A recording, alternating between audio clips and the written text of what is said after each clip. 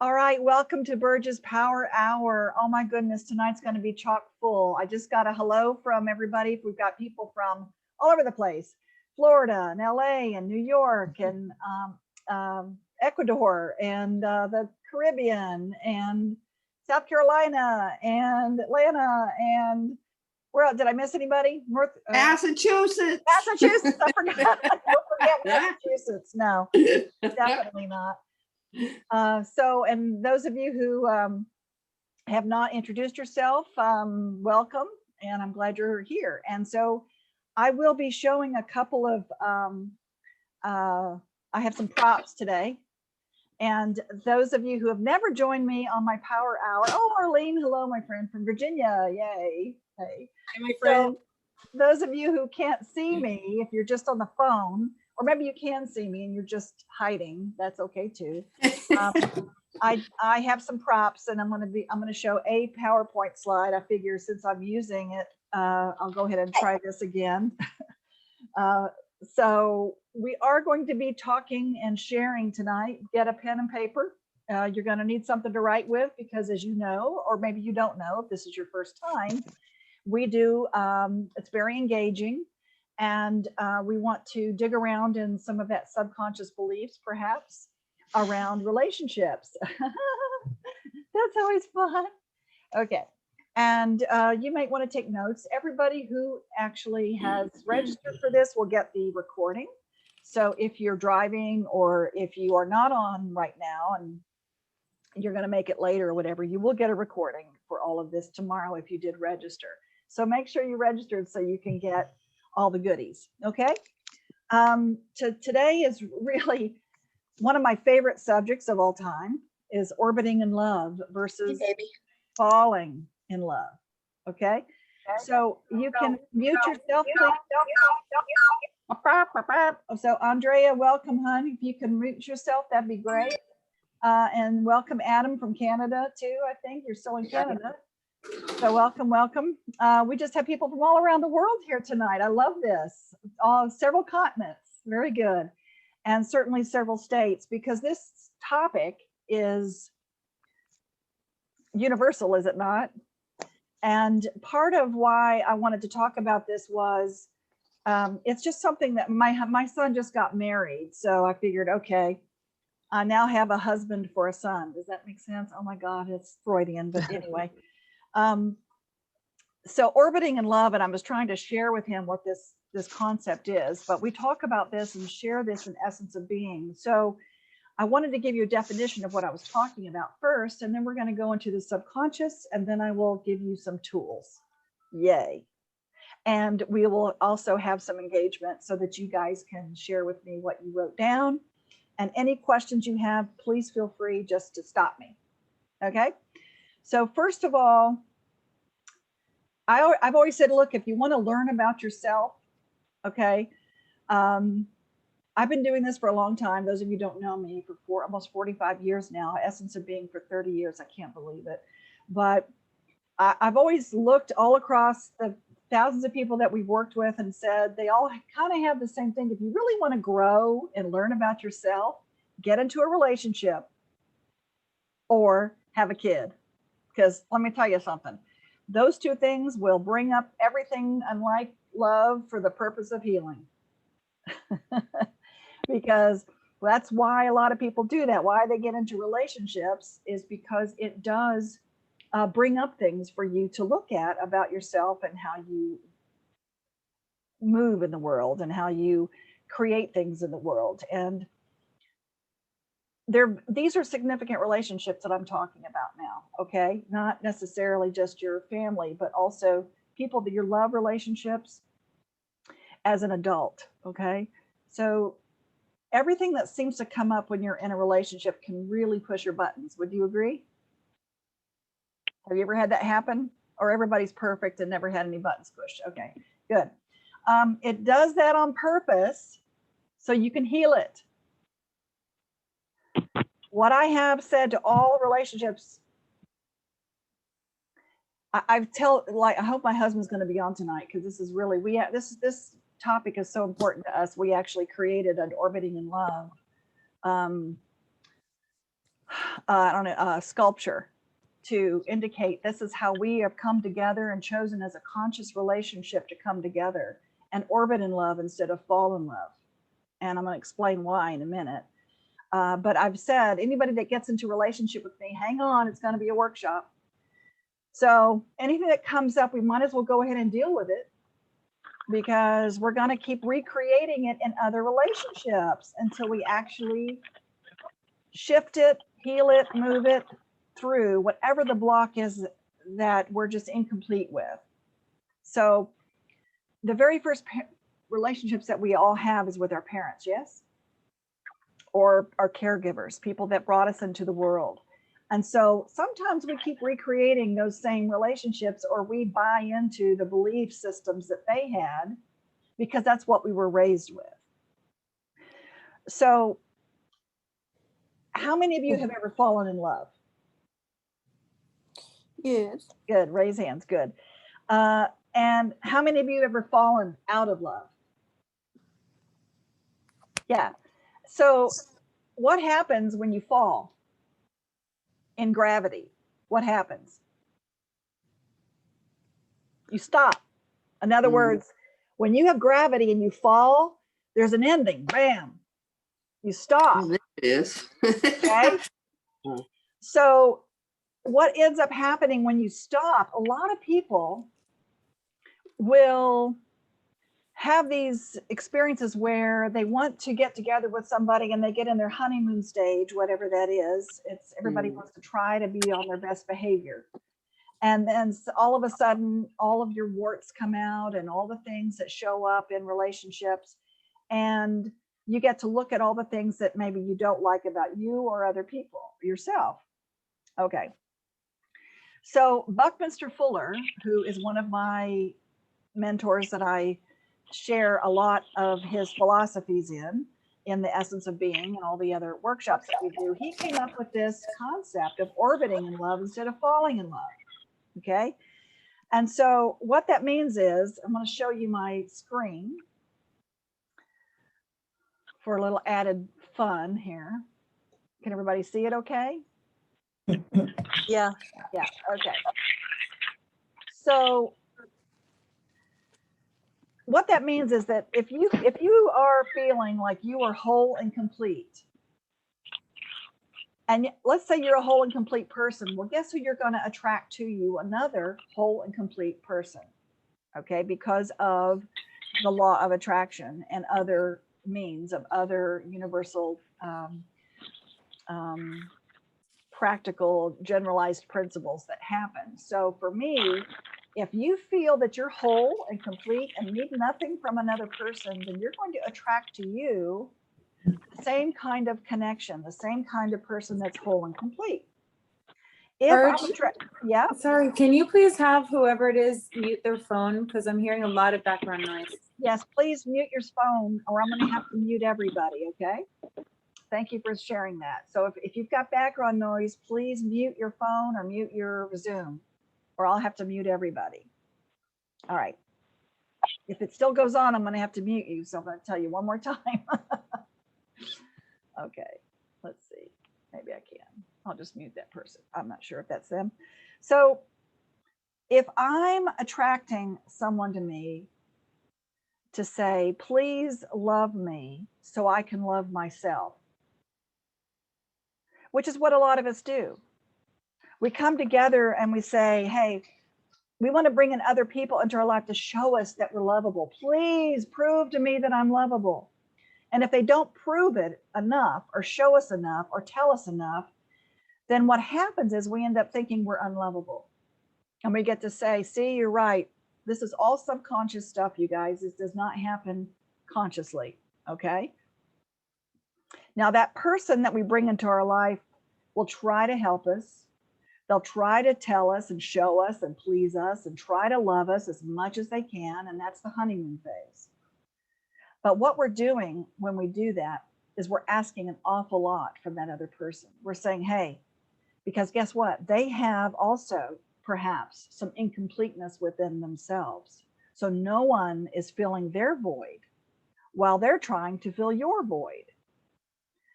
So that's asking quite a bit from another human being to say, please love me enough so I will feel lovable.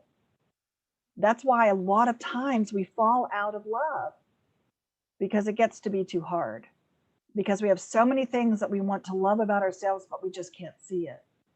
And sometimes it gets blocked. And what we say in orbiting in love is that you don't need anything from that other person in order for you to feel whole and complete. And what that means is you create synergy that way. And this is where the magic happens. And the synergy is the whole is greater than the sum of its parts. That's what synergy means. So they take you and me, and together it makes us.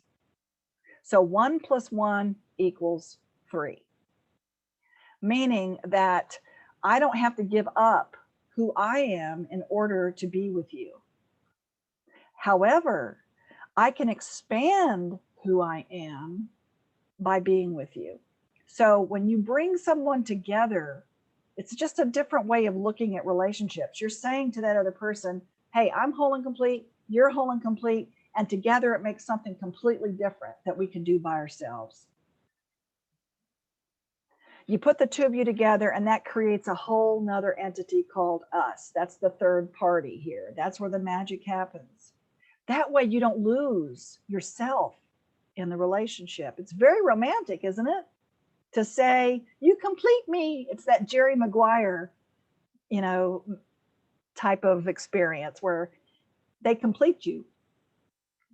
Well, we've all been taught in our fairy tales, right? That when we find our one true love, and that'll make everything all right in our life.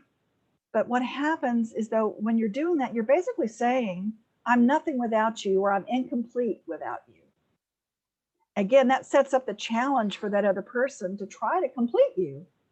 And it's just not reasonable, or maybe they're just not capable. They try. And when someone says, here's my better half, well, what does that make you? A half person? So what if they leave? What if something happens? So what happens when you're in orbit? You're orbiting together. When you join together, you're creating something bigger than yourself. You're expanding. You're not losing yourself. You're adding to yourself. If you're creating something even bigger than yourself, then that's the orbiting part. That's where the miracles are, the magic, the synergy.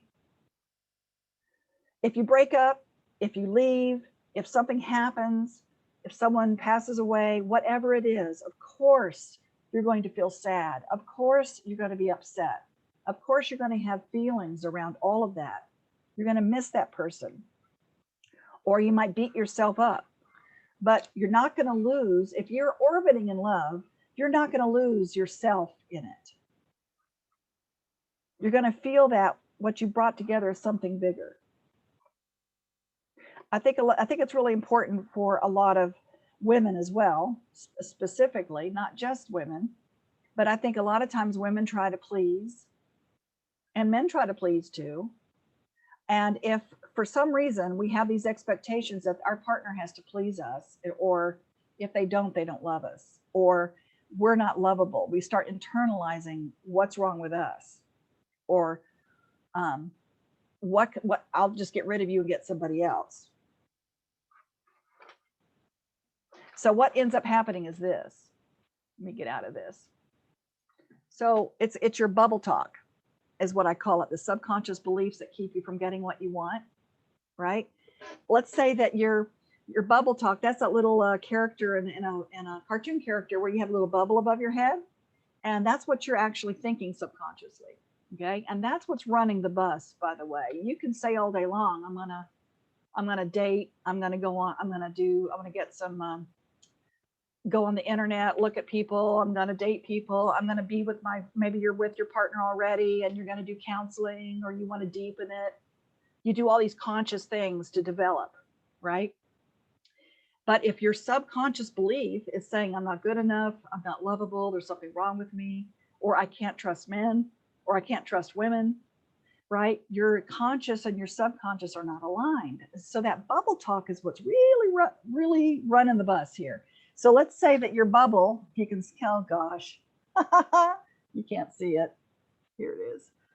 Oh my God. Men that I love leave me. That's the bubble. Never mind. I'm not going to show it. My show and tell didn't work. So let's say you're a woman, and let's say that your subconscious thought, which we're going to go to in a minute, where you can find out maybe some of yours, maybe your subconscious thought is, men that I love leave me.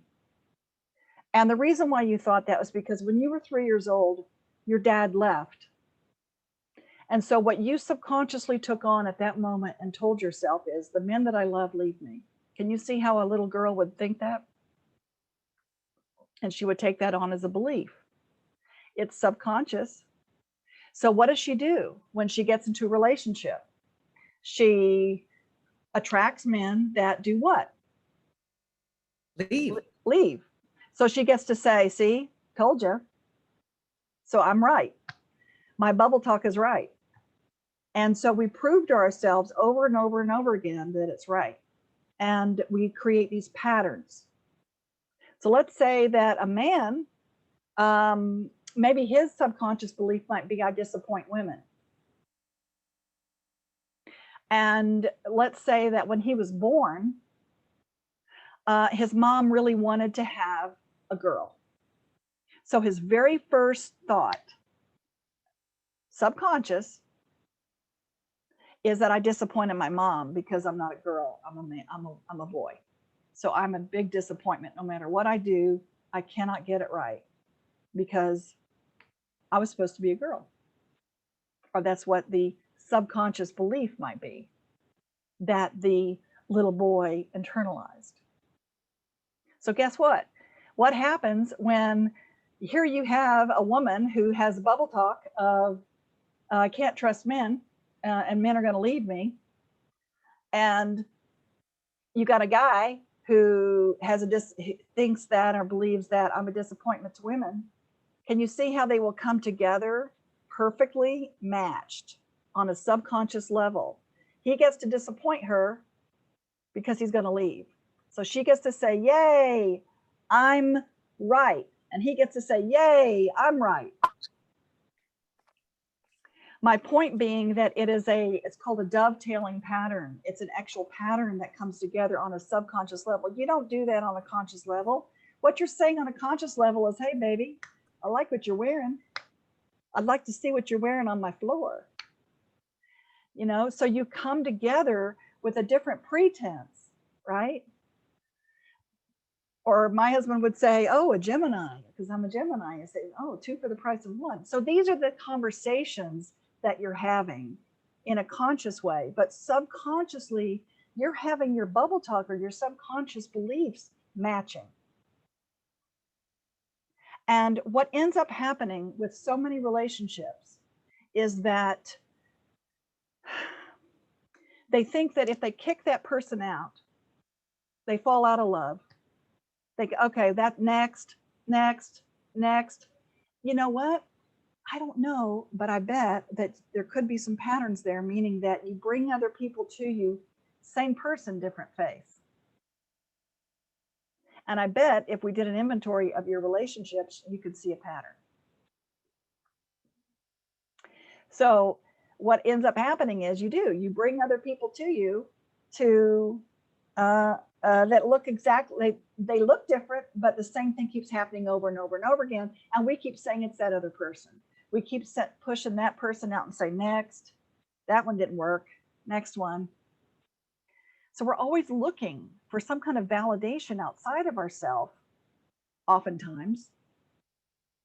And it shows up in relationships. Can you see what I mean by that?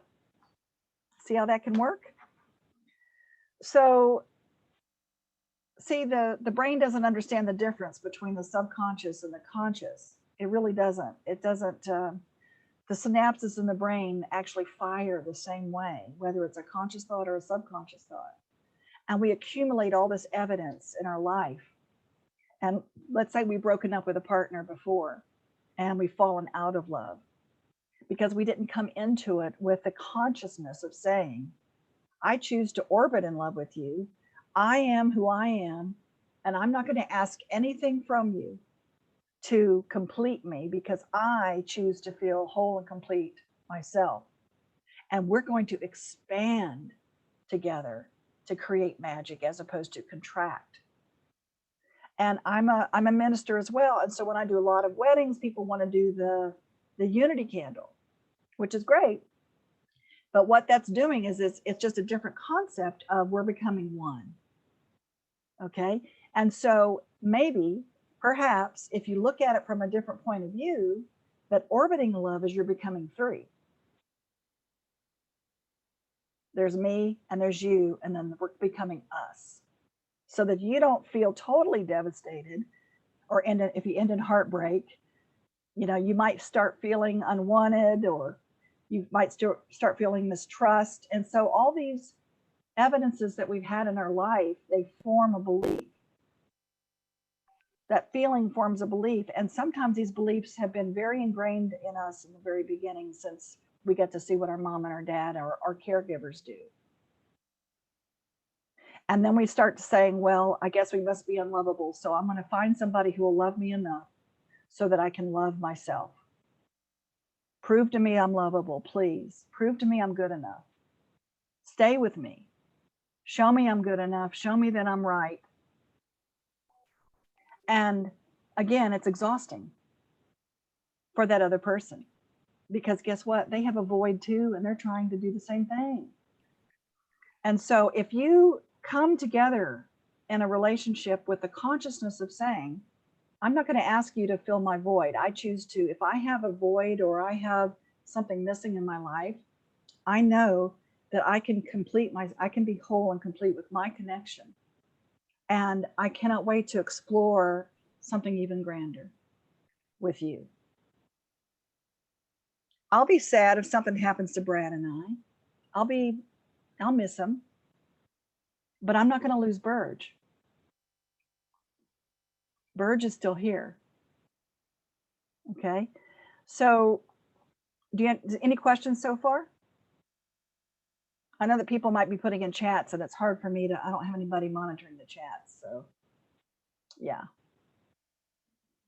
Infatuation and romantic love are extremely unstable and superficial, far from unconditional. I didn't mean to. Okay. Okay, good.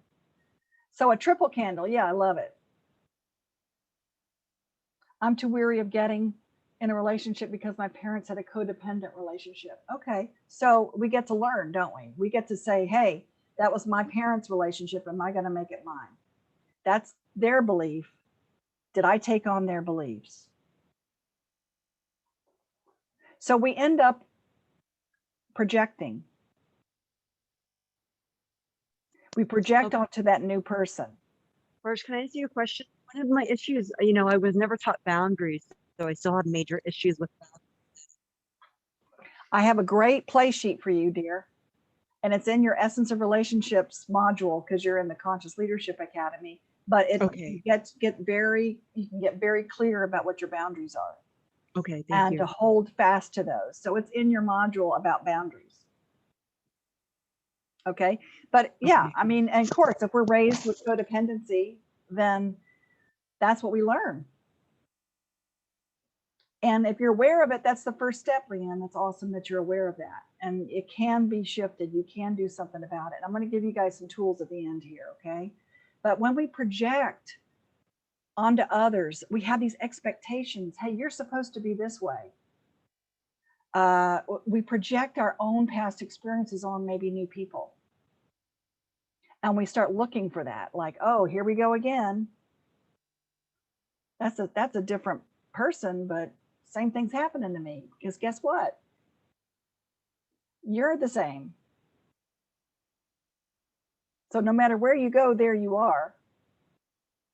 And those of you who have taken Essence of Being, I say this every time ad nauseum about taking personal responsibility. And every time you go into blame or shame or justify, if you start blaming yourself or shaming yourself or blaming another person or justifying anything, what that does is it wastes time, because you may feel very justified in all of your belief systems, but nothing changes. So the way to freedom is to take responsibility for your part, just your part, your thoughts, your beliefs, and your actions, because you have control over that. You have the power to control your thoughts, your beliefs, and your actions. Agreed? Okay. Everybody's muted and nodding. All right. So let's go in and find out some of your belief systems around this. And the concept is it can work. It's just a new way of looking at falling in love and orbiting. Okay.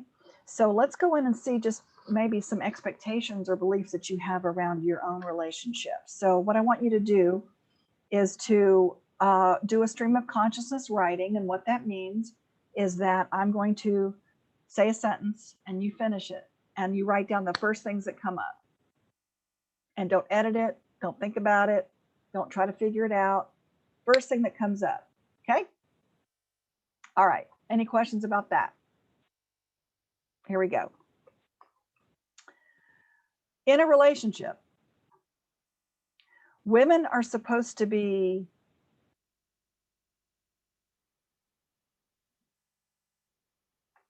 in a relationship, women are supposed to be what? Just start writing. What comes out of your head?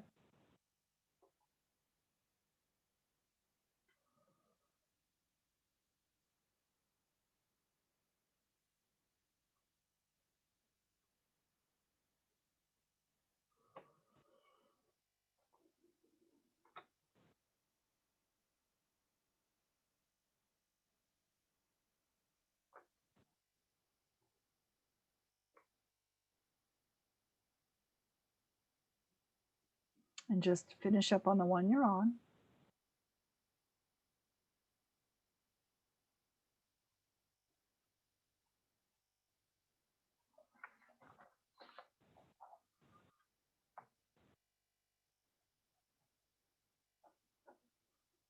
And the next one.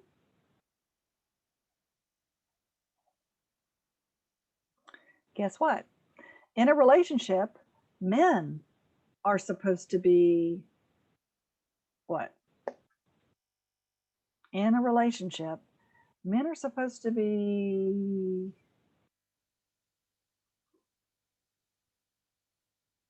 how do they show up? How are they supposed to be?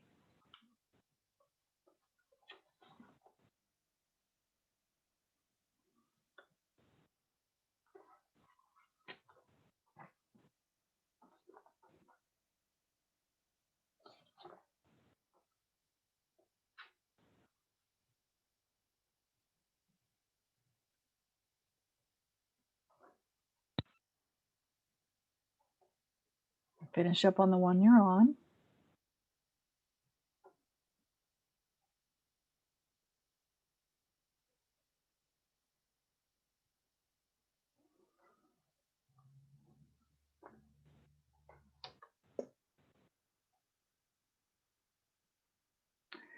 And the next one is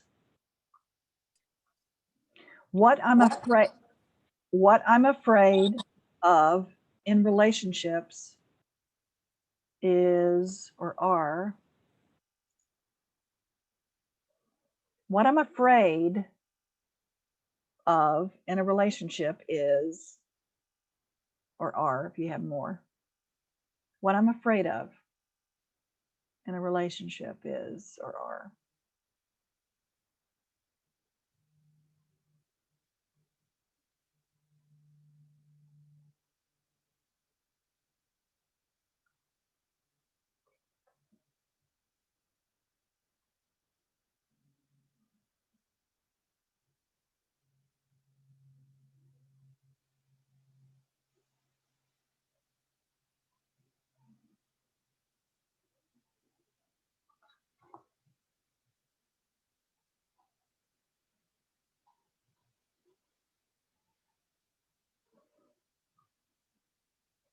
Write down the first things.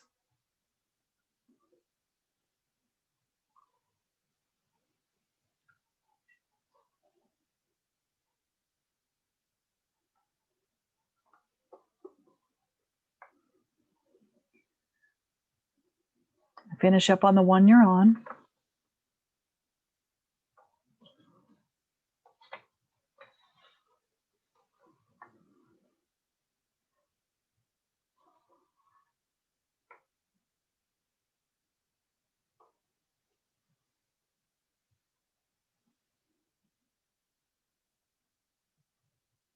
And the last thing I want you to do is this one.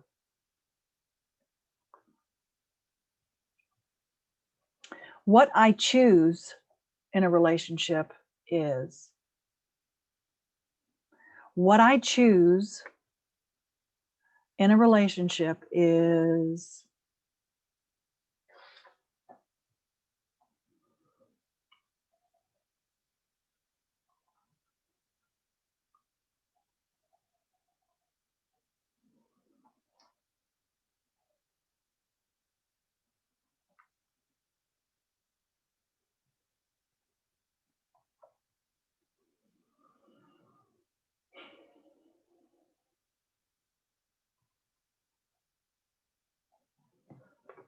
Okay. Just finish up on the one you're on.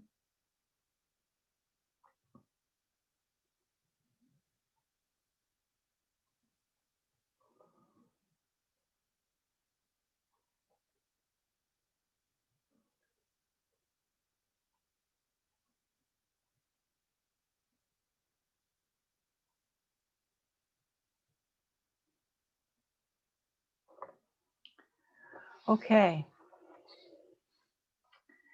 So you may be surprised, you may not be surprised about what you wrote. You may see the evidence right in front of you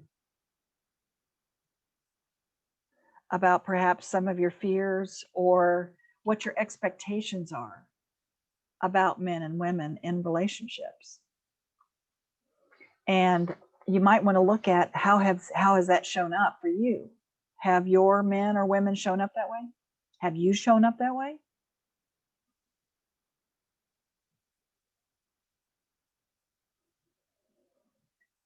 So who would like to share? So we can all learn from I each. would. Okay, Karen, go. All right, this is quite interesting.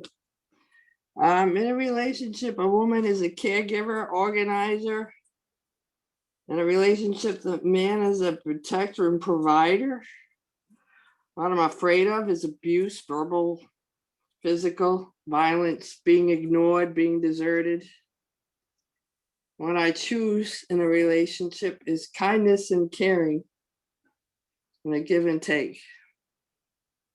Can anyone relate with what Karen said?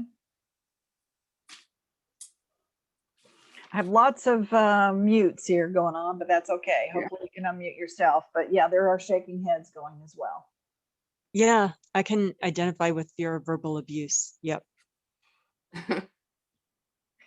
So what is you said this is interesting. So what was the the takeaway here, Karen? Well, because I did that. I attracted very abusive men. I've had 3 of them in my life. Okay. Physically, and the first one was physical, the second one was verbal, the third one was both. So I just gave up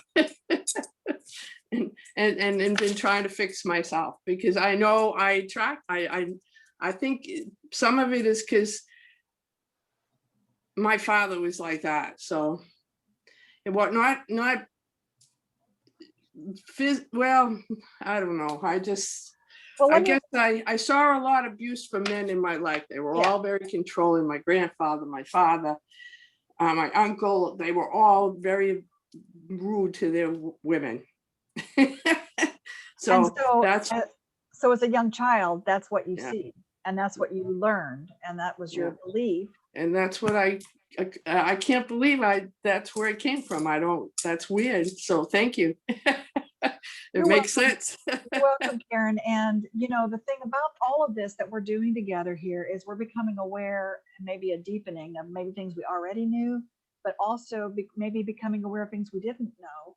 And once you're aware that those were beliefs that were ingrained in us that may not be the real truth about us, but that we took those beliefs on. And once you become aware of that, now you can do something about it.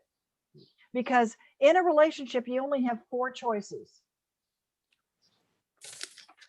You can get out. You can suffer. You can try to change the other person, and we all know that doesn't work. Yeah. Or you can change and shift something within yourself. And what I mean by there's only 4 choices, meaning if there's some things going on that you don't like, okay? Those are the 4 choices. So, and of course, the most powerful thing to do is to shift something within you, because if you believe in vibrations and consciousness and law of attraction and law of appreciation and all of these things that maybe you do have the power to really create what you want in your life and take that personal responsibility, meaning ability to respond, not taking on it's anybody else's. Okay, you're not responsible for anybody. By the way, you're not responsible for anybody else's happiness, all you codependents out there. You're not responsible for anybody else's happiness. And if somebody tries to put that on you, that can be very heavy. And that is tiring after a while. Can be. So the good news is you have an awareness of this, so you can do something about it. You can shift something within you and say, that was then, this is now. I choose to have kindness and caring in my relationships from now on because I deserve it. And there's a lot of techniques, a lot of ways that we can work through this on an emotional, spiritual, mental, physical level. And Karen, you've done some of the work that, you've worked with us on Essence of Being, a lot of the other workshops that we've done, but there's definitely specific things that come up for you to work through this in a way that can heal. Right. And I got to do it for my daughter too, because she's in the same trap I am. Well, let's just reframe all of those words. Okay. You're not in a trap. Number one. Oh, okay. Yeah, I thought it was a good word. Yeah. Words have meaning and power, and Okay. they have a vibration. So you're not trapped, although I know at times it may feel like it. And that's a great reason for you to shift yourself, is to demonstrate to your daughter what a powerful conscious woman looks like and can accept kindness and caring and recreate that for yourself. Be kind and caring to yourself, and that's what you can attract to you. Remember, the whole and complete person attracts another whole and complete person. Is everybody perfect? On some level, yes, we're all perfect. But we all have these things that can come up that maybe be blocking us from really living into our most magnificent, powerful self. And that's what we bring up for each other when we're in a conscious relationship.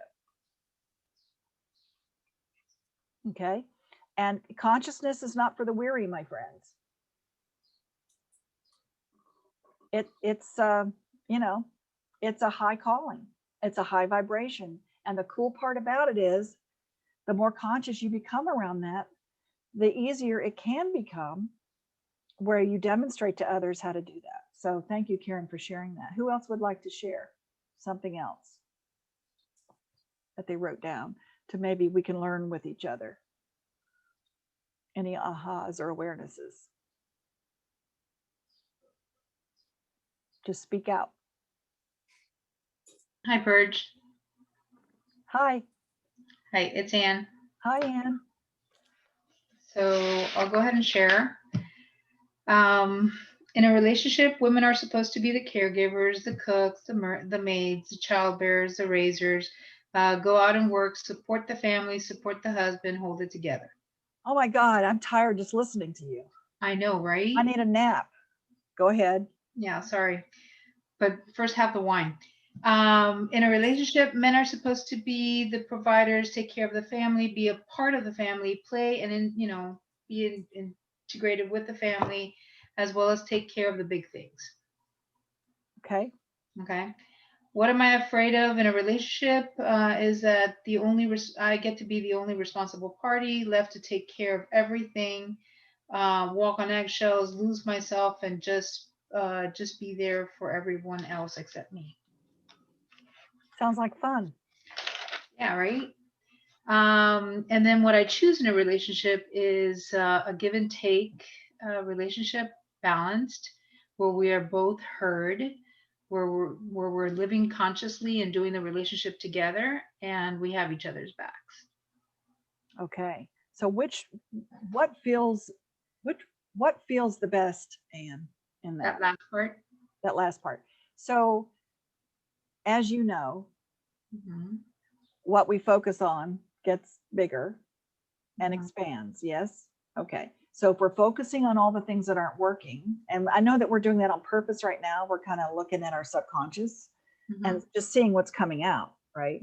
So if we're focusing on all the things in the past that have not worked, because all of those things that you said, it seems like that's how you've shown up and that's how your relationships have shown up. Is that true? Yes. Okay. So look how powerful you are.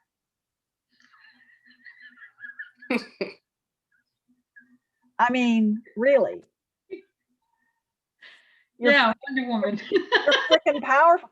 Well, you're freaking powerful in that you have absolutely continued to attract and create exactly those things Scenarios. that, Yeah. that your beliefs and expectations have proven to you that you're right. Yeah. So what if you focused on that last part? When you get into, when you think about a relationship or you think about becoming, creating something together and not losing Anne, what if you focused on just that last part when you are on your dating sites or whatever you're doing, or however you're attracting the next person, whoever that is? What if that's the energy that you hold? Do you think that might make a difference in proving yourself right that way? Well, I mean, definitely it would be great. It would definitely be great. What if it's possible? No, there is always a possibility, of course. Good. Yeah. Okay. Well, I just want to, and can anybody else relate to what she was saying? We have nods going on. Okay. Okay. Yes, there's some nods going on. Okay. So the part about that, honey, is that we want to prove ourselves right. We all do. Our conscious mind wants to prove our subconscious mind right. So if we believe those things in a subconscious level, then we can shift that. We bring it to that conscious level, and now we can shift it and do something about it, because now we can make a difference with the way we think, feel, believe. And that's what we can attract to us in a different way. But what ends up happening is, so many of us, we look at all of our evidence in our past and we say, this is the way it's supposed to be, because that's the way it's been.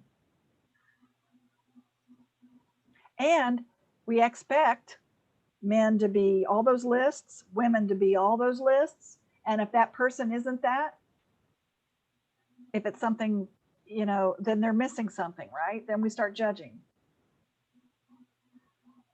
Or we start judging ourselves.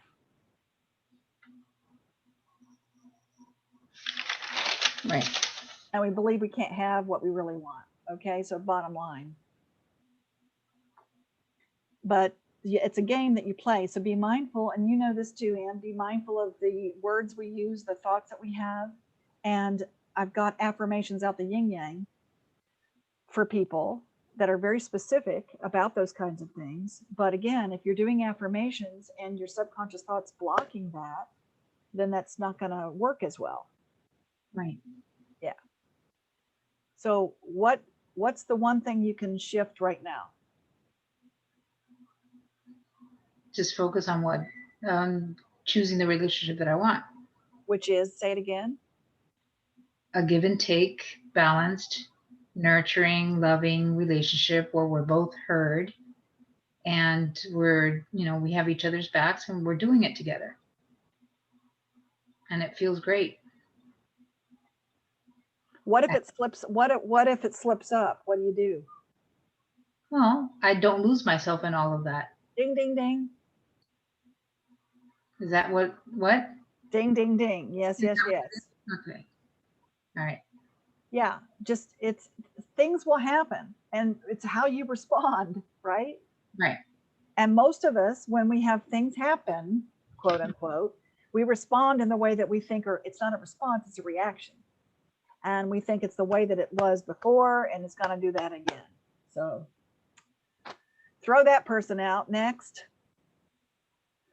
And again, those of you who've taken Essence of Being, you know the fruit bowl. So if you're looking at a relationship of falling in and out of love or orbiting in love, it's just a little nuance of how do I come into a relationship?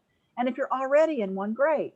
How can I deepen it and expand it so that all these little things that happen with my fruit bowl, I don't have to throw the fruit out, because so many of us will do that. We've tried to throw that fruit out thinking it's rotten. We want to get another fruit that's ripe and easy to eat, so to speak. Did I just say that? God. Anywho, You can mash it. my brain. So my point is, instead of throwing the fruit out, we shift the bowl, because the bowl never changes. That's how we hold relationships. It's the context in which we hold relationships. We hold it in a certain way, our belief system. It's our paradigm. So if it's not working for us, you may not want to throw the fruit out every time, because the bowl never changes again. Okay. So the whole point of all of this is looking at yourself and what is your belief system. And if it's not working for you in any way, you have the power to shift that.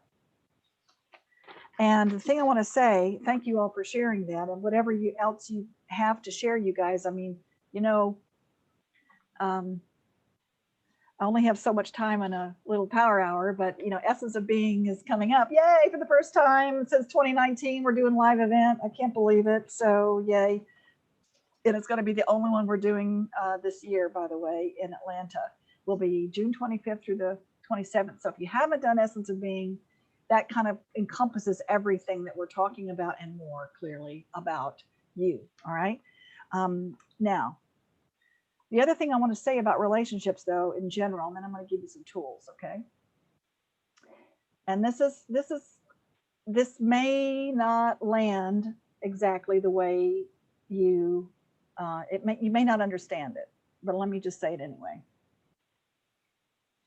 That we attack what doesn't satisfy us in order to avoid seeing that we created it.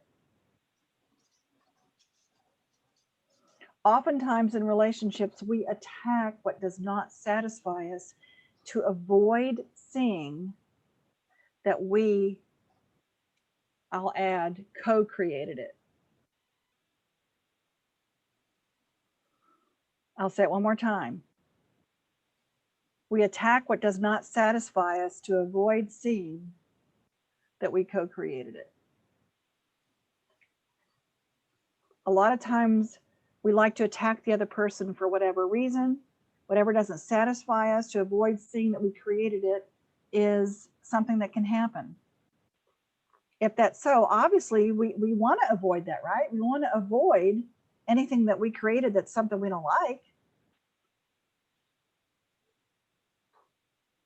And you know, if you do that, people go, yeah, I did that. I created that. I avoided the situation. That's great.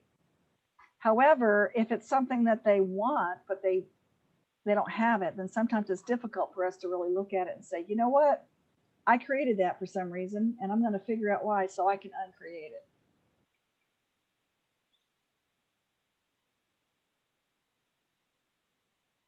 Because most people don't want to look at the things and take responsibility for the quote bad stuff. Meaning, this is the weird part. I'm getting very ethereal with you at the moment. So this is the weird part. So we avoid it. We avoid the situations. We don't want to be there again. Something we didn't like. So we avoid it. But see, what we do is we attract people to us in the same situation. so that we can heal it. At the same time, we're trying to avoid it.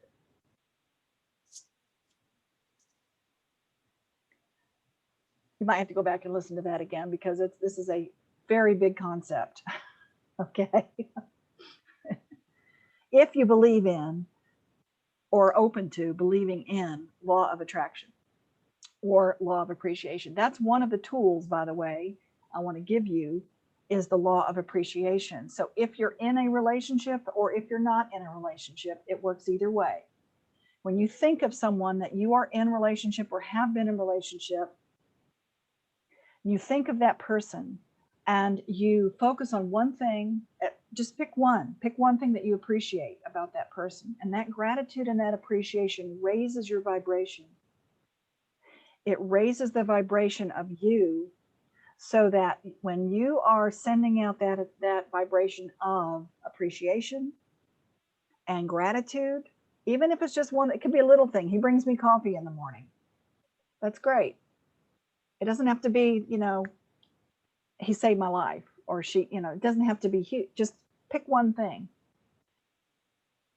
And what'll happen is either that person will rise to that level of appreciation, that same vibration. They'll either rise to that level and you'll get appreciation back, or it'll go through that person and it'll hit somewhere else and you will still get it back. It may not be from that person, but either way, the appreciation is not wasted because you will get back to you what you want, which is to be appreciated, loved, yes, accepted, all of that. And that's all anybody ever wants, is they all want to know that they make a difference, that they matter, and that they're loved and they're wanted. And so if you are looking outside of yourself for that, you may find glimpses, but I can guarantee you, if you keep looking inside for that and know that you can fill yourself up and fill your whole up and know that you are appreciated and accepted, the best way to do that to help to support your completion and your connection is to send that out, to send appreciation out, even if they were like a horrible person. Because what that does is it changes you, it changes your vibration. And you have the power to create that. Okay? So that's one thing. Another tool is you can do a shopping list. And even if you're in a relationship now, you can still do the shopping list. And the shopping list is basically be very specific. Make sure you put on your list of what you choose to have in a relationship. If you're not in one already, put available. People forget that part. Okay. And if you're hetero, put hetero. Okay. Once you have that shopping list, you put it away. You surrender to it. You allow it. Trust and allow, and don't ask how it's going to come or when. And you always can say this or something better. In other words, don't get attached to it. So if you want to be attached to it, just be attached. If you want to be attached to something, be attached to the process, be attached to the journey, not the person, not the face. So if you're with someone now, you can still put on your shopping list, I choose to have a kind and considerate and loving partner. And that's what I choose to have. So a shopping list is really good. The other last tool I want to give you is standing in a compassionate relationship. Means to have empathy, respect, and ownership.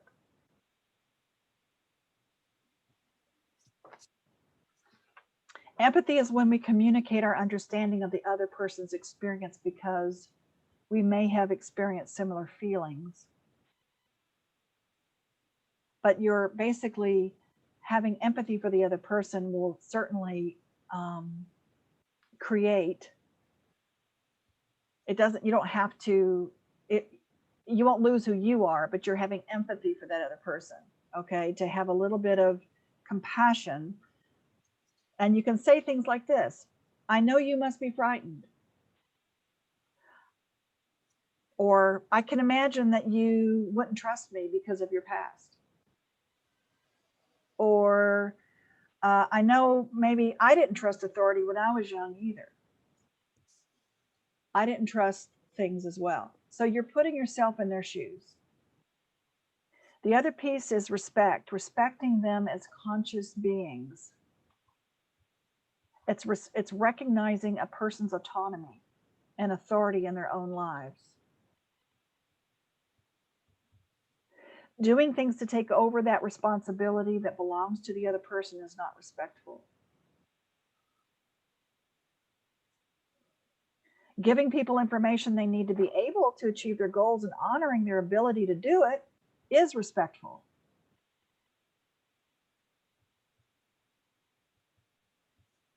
So if you're doing something that people can and could do for themselves, undermines that person's self-respect and it diminishes them. And that is how to let go of codependent behaviors, is to understand that. The more you do for them, the more diminished they feel and the more overwhelmed you feel and resentful. Can you repeat that, please? The more you, sometimes I have these pearls of wisdom. I have to go back and listen to what I said. Basically, the more you do something for someone else and take responsibility for them, it can undermine them and it diminishes them. It undermines their self-respect. And then you resent it because you're having to do all these things for them. And that's how to let go of codependent behaviors. I'm not saying you don't help each other, you don't support each other. I'm not saying that. Just look at it if it's a pattern. Okay. The last part's the ownership. Ownership is acknowledging our power, position, and impact. Use I words. I know my presence here causes difficulty for you. Or I know when I asked you what happened, it could have felt like I was attacking you. So use a lot of I words. I feel, I think, I know. Not you made me, you did this, you did that. Okay. So that's ownership. So those three parts is a three-pronged stool on how to have a healthy, conscious relationship. And if you want to find out more and want to dig deeper, please come to Essence of Communication. We're going to be doing that. It's a virtual workshop where we go deeper for June 5th. And it's very experiential like this, but more so because we have more time to play and finding out how to communicate and maybe even a more conscious way, and to tell your truth with compassion, and how to have more empathy and how to speak it and communicate in that way with all kinds of relationships. That's June 5th. And that's got to be a virtual one. And then please join us if you haven't done Essence, even if you have done Essence of Being. We're doing it June 25th through the 27th in Atlanta. And it's going to be our first live Essence of Being since 2019. OMG. So I can't wait to be able to see everybody and play. And we're having our first workshop this weekend and live, right? Lisa, you're coming for Higher Vibes. So that's a whole nother story. So again, there's a lot of opportunities to connect everybody. If you go to essenceofbeing.com, you can see all the schedule of events this year. And those of you who are EOB grads, we've got Passionate coming up in August and Mastery in October. Fast track. Fast track, fast track. You get her done. Okay. Any questions or anything else that you want to say before we leave tonight? Orbiting versus falling. I see Claudia doing this, but I can't hear you, hon. Sorry, Burge. Yes, there's a question that I wanted to share with you or ask you, and but it's not a short one. So I was just thinking, should I actually go there?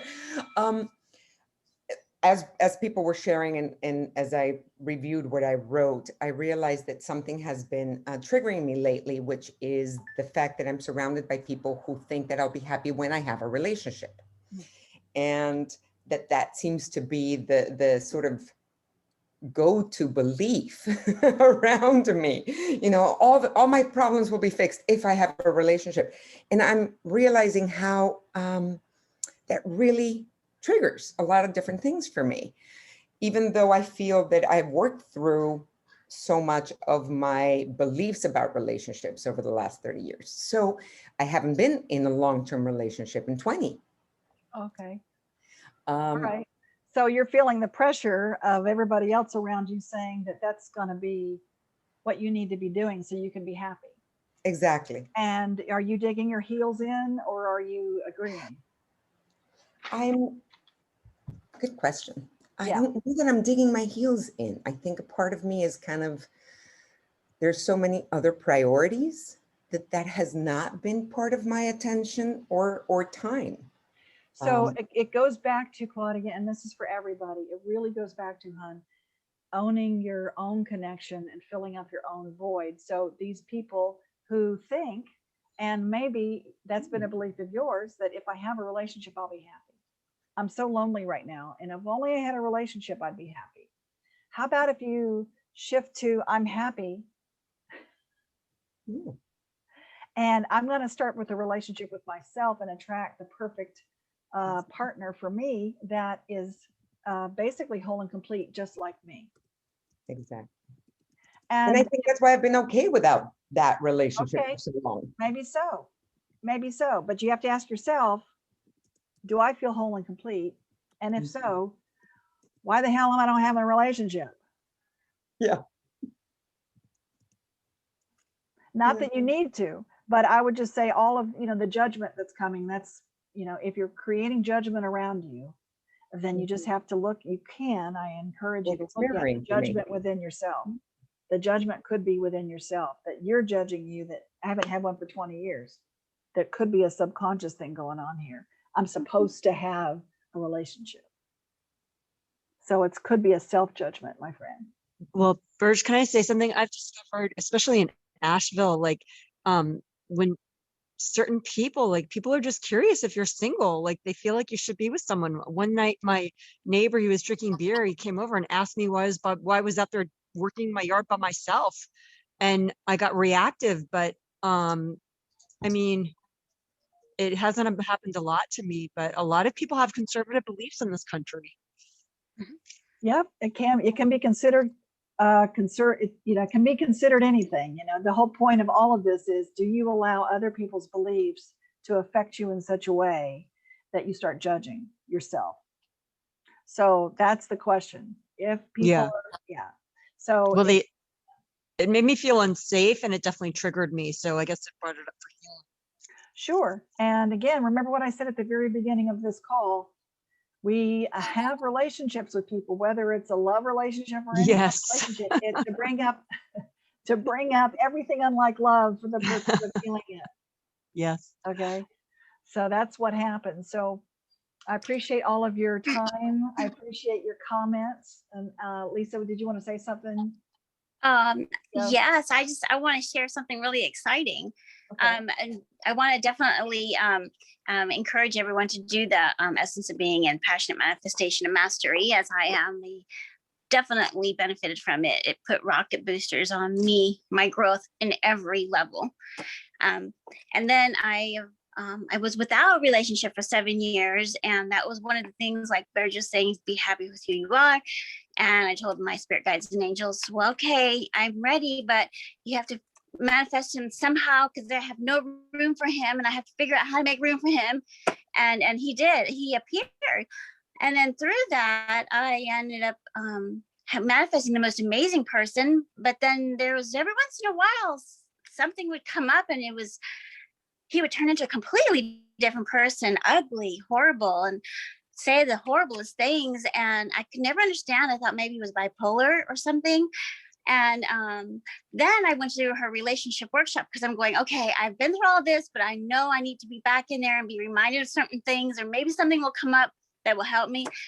And it was something that through all the wonderful reminders, it was like a voice, whether it was my higher self, spirit guides, or angels or something, but it said, if you don't talk to yourself like that, why would you allow someone else to talk to you like that?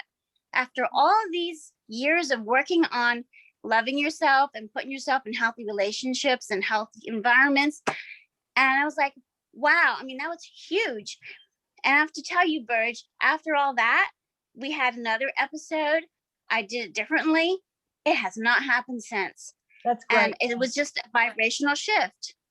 That's great. 'Cause So yeah, that was you, really you cool. did, Thank you did you. you did our relationships class, and I remember you sharing you had these huge ahas about that. So you started shifting it. So you see how powerful you are?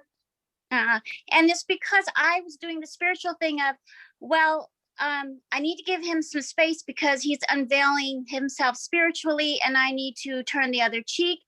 Hell no. It was like, no, I just really, that relationship workshop helped me realize that. So thank you. You're welcome, honey. You're welcome. My pleasure. And thank you all for, sorry, we went over a little bit, and I could do this for, days, weeks, years. So come play, go to essenceofbeing.com, come play with us, go to the schedule of events. And until we meet again. And the next time we will be doing June 16th. Remember, it's always the third Wednesday of every month at 7 p.m. Eastern. And it was a very, had a lot of continents on this call, so that's good. So we're going to be doing the essence of your being. Who are you? Yay. The essence of your being. Who are you? Okay. Uh-huh. So we're going to play with that. All right. Thank you, Sounds Burge. good. Take care. Congratulations on your son's marriage too. Thank The you. pictures Yes. were beautiful. Yes, congratulations. Awesome pictures. Thank you. Thank you so much, Mm. everyone. Look Bye. forward to seeing and playing with you all. Peace out. Love Hugs and to light. everybody. Bye. Bye. Bye.